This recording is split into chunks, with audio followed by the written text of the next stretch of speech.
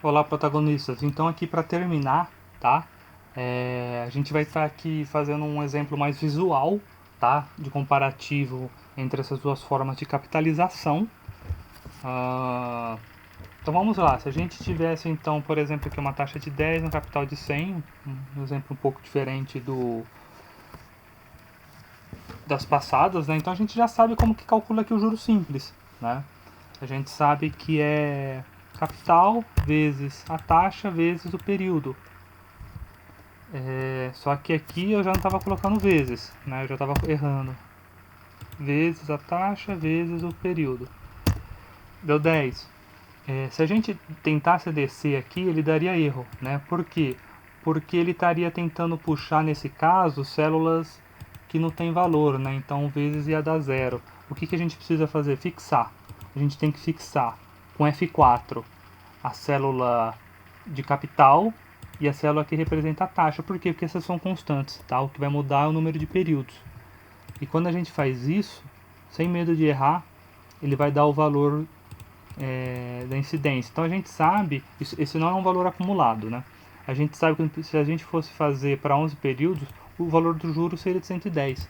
E com isso a gente já até consegue calcular o montante para juros simples, né? Fazendo capital mais o valor dos juros. Nesse caso, a gente fixa o capital com F4 novamente para poder calcular o período inteiro, tá?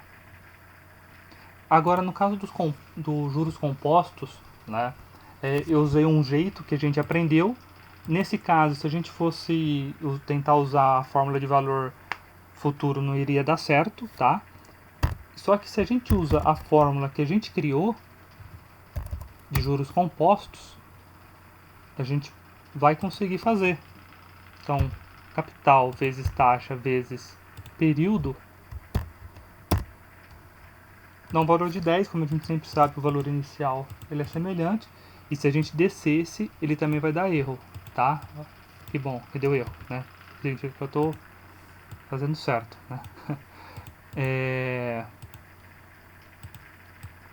Então, o que a gente tem que fazer? A gente tem que pegar da mesma forma e fixar, tá? O valor da taxa e o valor do capital, porque o que vai mudar é o período, tá? Então, no momento que aqui a gente no momento que a gente usa para todas as fórmulas, para todas as células dá certa fórmula, tá bom? E com isso a gente já consegue calcular também o valor do montante. A gente podia estar usando de todas as maneiras, né, que já foi ensinada para fazer os juros compostos, mas eu vou estar fazendo da maneira mais simples. Capital mais juros. O capital sendo fixo. E aqui a gente vai conseguir obter, né, o valor. Então a gente tem esse comparativo, né? E para que isso pode ser importante, né? Se vocês pensarem um tempo atrás, né, e não que saiu muito dessa situação, mas existiu uma discussão pública, né, entre o governo de estados, como também do governo federal, juntos senadores, deputados e órgãos, sobre como que seria o regime de capitalização da dívida dos estados com a União, né?